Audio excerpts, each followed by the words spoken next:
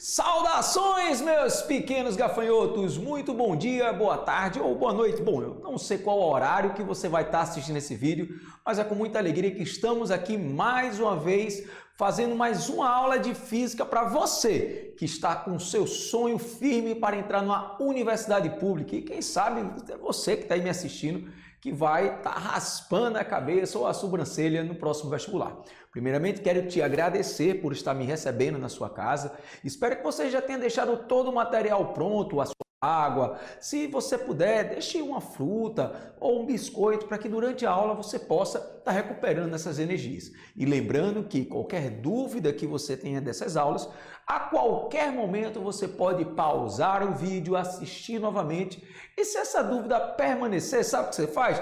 Ô Mequetrefe, fala sério, você vai lá no meu Instagram, Paulo Vieira Hipnose, tá? Hipnose com H, pelo amor de Deus. E aí você me manda uma mensagem que eu vou ter o maior prazer em te ajudar a esclarecer suas dúvidas. Muito bem, sem muitas delongas, vamos ao que interessa, que nossa aula desta semana vai falar de uns assuntos muito importantes que sempre caem nas provas dos vestibulares, principalmente aqui, não é nem no SSA, somente o SSA 2. Então vamos lá falar do assunto de calor e temperatura. Assunto esse que gera muita polêmica, muita confusão, porque geralmente costumamos a trocar o conceito de calor por temperatura. Quem aqui nunca disse? Eu sei que você vai balançar a cabeça, Mequetrefe, dizendo, aqui está um calor arretado. Pois bem, a gente vai entender que essa palavra calor, na grande maioria das vezes, é empregada de maneira errônea. Então vamos aqui entender direitinho isso daí. Primeiro a gente tem que entender que toda matéria é feita de átomos e que esses átomos, ao se unirem, vão formar as moléculas. Essas moléculas, elas apresentam movimentos naturais, movimentos como rotação, translação e um terceiro movimento chamado vibração. Esse grau de vibração que as moléculas apresentam é o que vai fazer com que a gente defina o conceito de temperatura. Então, para você que estava aí perdido e não sabia o que era uma temperatura, temperatura é o grau de agitação das moléculas e é uma grandeza que é diretamente proporcional à variação da energia cinética. Pois é, a energia interna que as moléculas apresentam está diretamente ligada com essa temperatura. Quanto maior a vibração, maior a temperatura. Da mesma forma, quanto menor a vibração, menor é a temperatura. Lembrando que esse grau de agitação das moléculas vai ter como unidade o grau Celsius, o Fahrenheit nos países de língua inglesa ou o Kelvin para os conceitos de gases. Então, tá aí o movimento de translação, o movimento de rotação e o movimento de vibração, e é por meio desse movimento de vibração que nós vamos ter a temperatura. Então você veja nessa imagem que tem aí como se fosse esse cubinho se mexendo, tá? Então esse cubo, uma dessas bolinhas vermelhas, representam as moléculas, tá? Ligadas por forças. Já quando a gente fala de calor, calor não é uma sensação térmica. Vamos começar logo por esse conceito. Calor é uma forma de energia de trânsito. Opa, é o trânsito lá da rua. Ô, Mequetrefe, não me mata de vergonha, Mequetrefe. Esse trânsito é porque é uma energia fluídica que pode migrar de um corpo para outro. Lembrando que essa transição, ela vai ocorrer da maior temperatura para menor temperatura. Então, se nós temos dois corpos com estado de agitação, um com a vibração maior e outro com a vibração menor, o calor, que é essa energia térmica, será transferido do maior para o menor. Então, lembre-se que calor não é uma sensação térmica, tá bom? Então, se eu tenho dois objetos A e B, e um objeto A tem uma temperatura maior do que o objeto B, então o calor vai ser transmitido de A até B, até o momento em que essas temperaturas entram em equilíbrio, fazendo assim a chamada lei zero da termodinâmica, que é quando as temperaturas se anulam, se igualam. Então, quando as temperaturas se igualam, o calor simplesmente deixa de ser transmitido, porque as temperaturas do sistema permanecem iguais. E isso é a lei zero da termodinâmica. Então, calor é uma energia térmica de transição entre os corpos de maior temperatura para o menor temperatura. E lembrando que por meio dessa transição do calor, o nosso cérebro, ele vai ativar um mecanismo da percepção térmica, que é o que faz com que quando você perca calor, você vai sentir frio. Então, é um mecanismo de autodefesa. Da mesma forma, quando você recebe calor, você passa a sentir quentura. Então, o termo correto é aqui está quente. Então, se eu tenho dois corpos A e B que têm diferentes temperaturas, tá bom? Tais que a temperatura de A seja maior do que a temperatura do corpo B, cada corpo vai possuir uma energia interna e essa energia é transferida do maior corpo da maior temperatura para o de menor temperatura. Lembrando que é importante que vocês entendam que essa transferência não tem nada a ver, tá, Mequetrefe, com o tamanho do objeto. Tem a ver e nem a massa, tem a ver com o valor da temperatura. Então, a transferência de energia interna ela vai cessar no momento em que esses corpos entrarem em equilíbrio térmico. Então, ó, quando a gente fala desse processo em que o calor vai ser transmitido, nós vamos ter tipos de transmissão de calor. E esse tipo, ele vai ser definido em 3. Mas antes da gente falar do tipo, eu queria te fazer uma pergunta. Você já percebeu que certos pássaros, eles ficam com suas penas iriçadas, como está essa imagem agora? Ou seja, eles eriçam suas penas no inverno? Você já parou para pensar nisso? Você sabe por quê? Ô, Mequetrefe, se você não sabe, aguenta aí um pouquinho que ainda hoje você vai entender isso de uma maneira perfeita. Vamos comigo!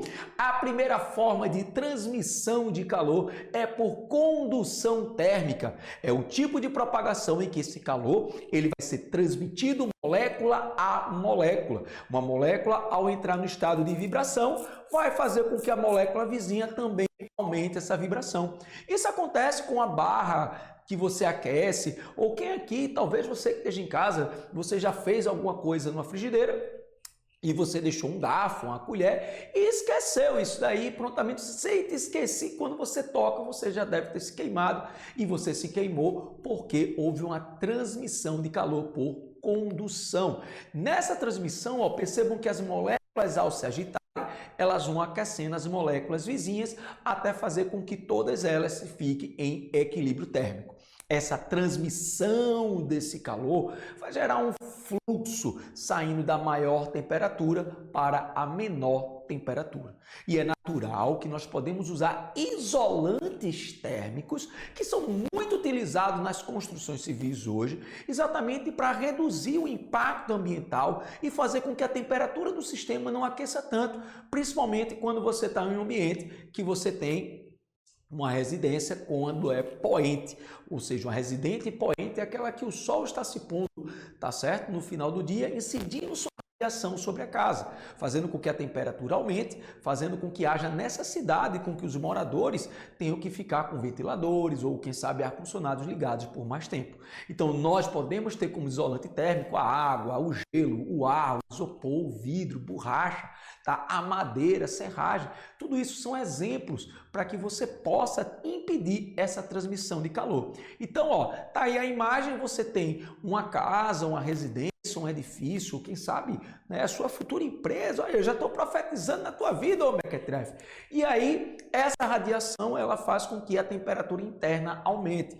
E é óbvio que se a temperatura interna aumentar e você tiver um ar-condicionado, você vai precisar dele ligado por mais tempo para que haja a redução da temperatura. Então, esse processo do isolamento térmico, você utiliza entre a camada da parede do tijolo, você pode utilizar um isopor, uma esponja, para fazer com que esse calor, por meio da condução, não se propague. Lembrando que a condução é um tipo de propagação que ocorre no meio sólido, muito pouco nos líquidos e não ocorre no estado nem gasoso e nem no vácuo. Belezinha?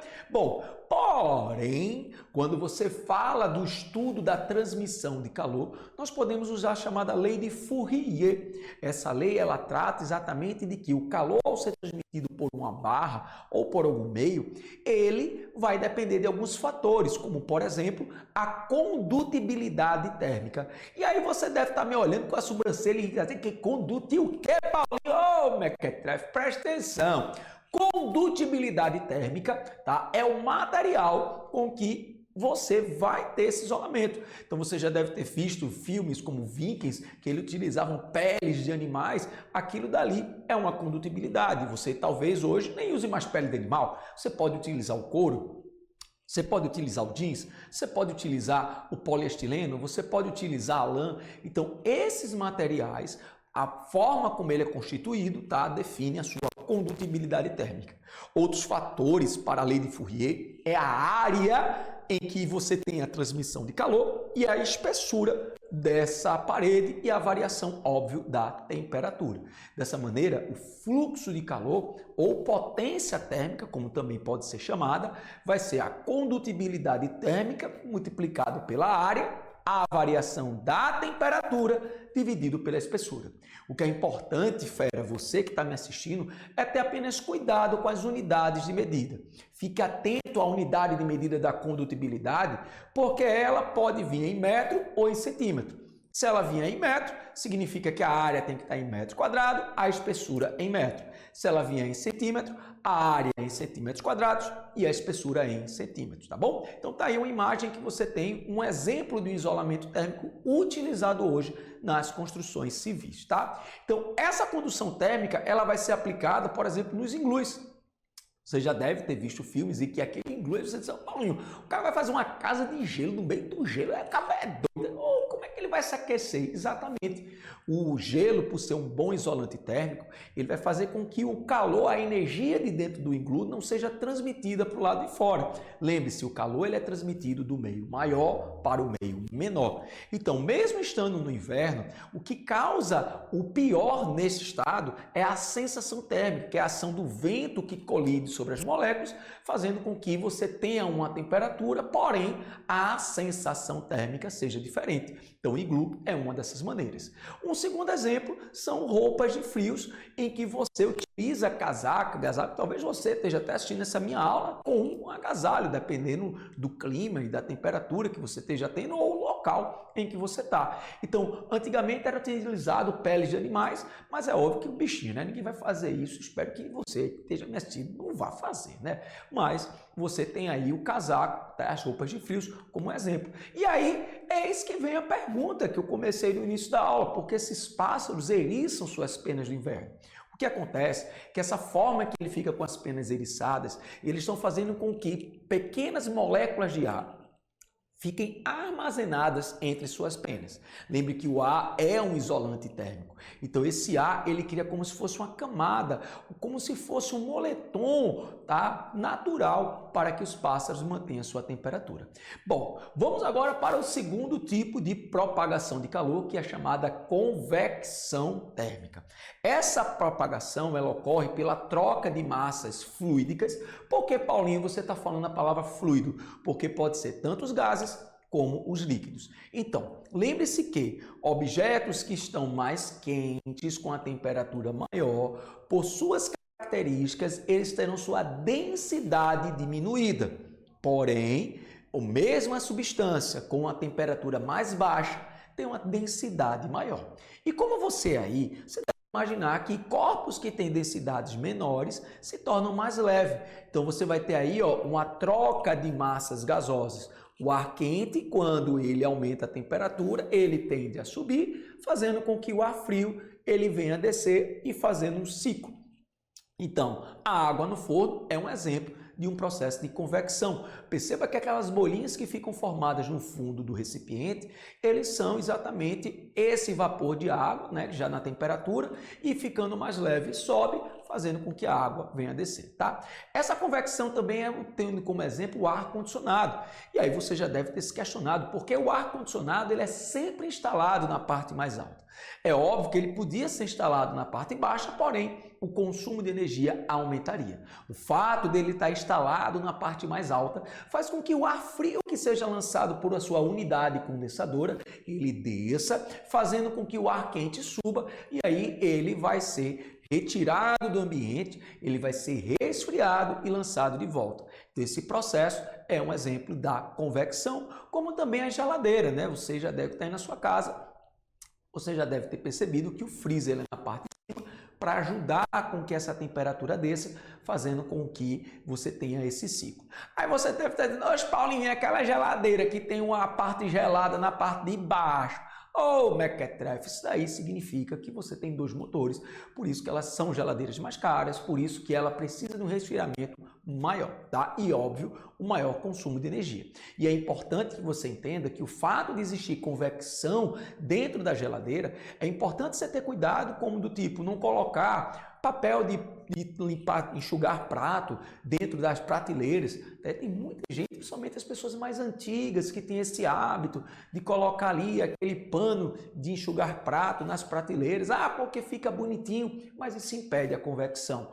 Ou ficar abrindo e fechando a geladeira, impedindo a esse equilíbrio térmico. Belezinha? Então, dando um exemplo, a gente tem da convecção algo que sempre cai nos vestibulares, são as brisas litorâneas. Essas brisas de litorâneas estão associadas a uma característica física em que objetos, eles mesmo recebendo a mesma energia, eles tendem a aquecer de forma diferente devido a uma característica da matéria chamada calor específico. Logo nos primeiros raios da manhã, a areia ela tem um calor específico muito baixo, enquanto a água tem um calor específico elevado. Então, quanto menor é o calor específico, mais rápido um objeto tende a ganhar ou perder energia. Então, durante o dia, a areia recebe a mesma radiação da água, mas ela prontamente aquece mais rápido, fazendo com que o ar quente fique no litoral e a água, por estar fria, o ar quente ele vai descer, gerando uma corrente de convecção saindo da praia, do litoral, para o mar. Então, isso são chamadas brisas litorâneas. Mas, à noite, tá? Então, lembrando que nessas brisas litorâneas, essa convecção vai fazer com que o ar ele saia da areia em direção ao mar, mas esse giro vai fazer com que haja um vento vindo do litoral em direção à praia. Então, se você já viu aqueles filmes, principalmente desenho animado, que diz, estou perdido em alto mar e um pássaro está voando, então vamos seguir o pássaro que ele vai na direção da praia? Isso é fake ou é fake dói? É verdade, isso daí não é fake news, porque esses pássaros também estão utilizando a convecção. Quando você vê um pássaro com as asas abertas, ele não está voando, ele está planando. Então, ele vai planar sempre nas correntes de convecções, que são as brisas litorâneas, que durante o dia faz o vento vir do alto mar em direção ao litoral. Mas aí eu te pergunto, e por que pescadores só saem para pescar à noite? Aí você deve estar indo da minha casa dizendo, Paulinho, porque à noite o peixe está dormindo? Ô, mequetrefe, presta atenção, porque à noite esse processo se inverte. A areia fica fria mais rápido, enquanto a água mantém-se quente. Então, o ar quente está na água, o ar frio está na areia e agora essa convecção ela vai gerar um vento que sai do litoral em direção ao alto mar e aí você tem as brisas noturnas, belezinha? O outro exemplo que você tem como da convecção são os exaustores, tá? Que são utilizados em quadros, em fábricas, exatamente para que haja essa troca de ar. O exaustor ele vai sugar o ar quente e mandando para fora, gerando essa convecção. E por fim, a gente tem um balão, né, pessoal? A gente não podia esquecer do balão, como também uma aplicação da convecção. E para nós terminarmos essa sequência dos 3 processos de propagação, vamos comigo? Condução e convecção. Vamos para o último, que é a irradiação, que é um tipo de propagação que vai ocorrer por ondas eletromagnéticas. Dessa maneira, o Sol é a nossa maior fonte de radiação, porque ele emite ondas eletromagnéticas. Então, o fogo é um exemplo de propagação de onda eletromagnética, tá? Um ferro quente, todo aquele material que vai aquecer por meio da eletricidade vai produzir um calor por ondas eletromagnéticas usando a irradiação. Na prática, essa irradiação ela vai ser utilizada exatamente para a questão do efeito estufa. Então, você pode ter tanto o efeito estufa da atmosfera, tá? Que é exatamente essa camadas de poluição que ficam sobre a atmosfera, fazendo com que a radiação ela não consiga ser retirada da Terra, e isso aumentando a temperatura, prejudicando, óbvio, o aquecimento global. Mas você pode ter também esse efeito estufa de uma forma positiva. Certas plantas elas precisam ter certas temperaturas e você utiliza uma estufa exatamente para que ela mantenha a temperatura. E para a gente finalizar essa nossa aula, a gente vai falar da garrafa térmica. Essa garrafa térmica é aquela garrafinha que você pode colocar tanto tanto material quente, como um cafezinho, ou aquela aguinha gelada que você vai levar no dia da sua prova. Então, para que essa garrafa térmica ela possa manter a temperatura por mais tempo, ela tem que impedir os 3 processos de propagação de calor. Então, vamos comigo? Para ela impedir a condução, ela precisa ter uma parede de vácuo entre o meio externo e interno, que pode ser uma esponja, que pode ser, às vezes, até um vazio mesmo. Dependendo desse material, é que vai fazer com que essa garrafa se torne mais cara, tá?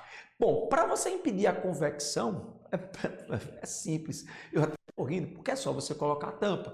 Lembre que a convecção é essa troca de massa gasosa. Então, quando você põe a tampa, você está impedindo essa troca de ar. E para impedir a irradiação, é importante que a parede interna dela seja espelhada. E aí você já deve ter percebido o porquê dessa parede ser espelhada. Então, você tem aí um exemplo dessa propagação. Então, uma outra coisa que ocorre, a irradiação, está no nosso próprio corpo, na transferência de calor. Então, o nosso corpo, ele também transmite calor, belezinha? Então, há esse tipo de evaporação. Então, para a gente terminar, vamos fazer essa questão comigo, que ele diz que uma garrafa térmica de uma determinada marca foi construída de forma a diminuir a troca de calor com o ambiente, que pode ocorrer por 3 processos: condução, convecção e radiação. Dentre as vias características, podemos citar: a ampola interna da garrafa é feita de plástico. Bom, a ampola interna da garrafa é feita de plástico para impedir o que? A gente já viu, a convecção. A ampola possui paredes duplas e entre essas paredes é feito um vácuo para impedir a condução.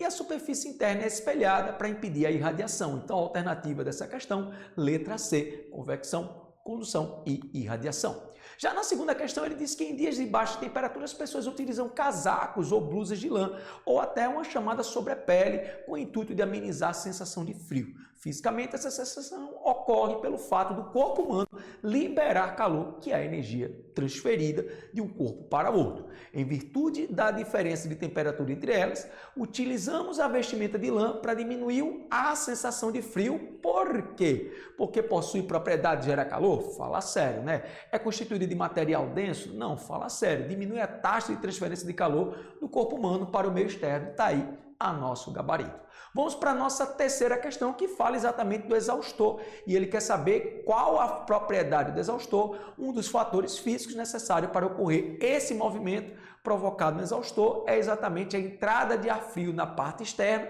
para a parte interna do exaustor, gerando a convecção. E para a gente finalizar essa questão, ela fala da lei de Fourier, em que você olha no gráfico que você tem que num prédio, no meio interno a temperatura é 20 e o meio externo a temperatura é 60 graus. Então ele pergunta qual o valor em watts por metro quadrado, ou seja, da energia, da potência por metro quadrado do fluxo de calor. Então a primeira coisa que a gente tem que lembrar é que a equação de Fourier, ela depende da condutibilidade térmica, que ele fala na questão, tá? Ele depende da área e depende da variação da temperatura e da espessura. Note que nessa questão, ele fala que a espessura da parede vai de 15 a 25 centímetros, então nós temos uma espessura apenas de 10 centímetros. Ele fala que a variação da temperatura vai de 20 para 60, 60 graus, e que ele fala que a unidade de área é a unidade da questão. Perceba que, como ele pede fluxo, a potência em metros quadrados, a unidade da espessura precisa ser transferida de centímetro para metros quadrados. Então, dessa maneira, você vai ter um fluxo de 2.400 watts por metro quadrado.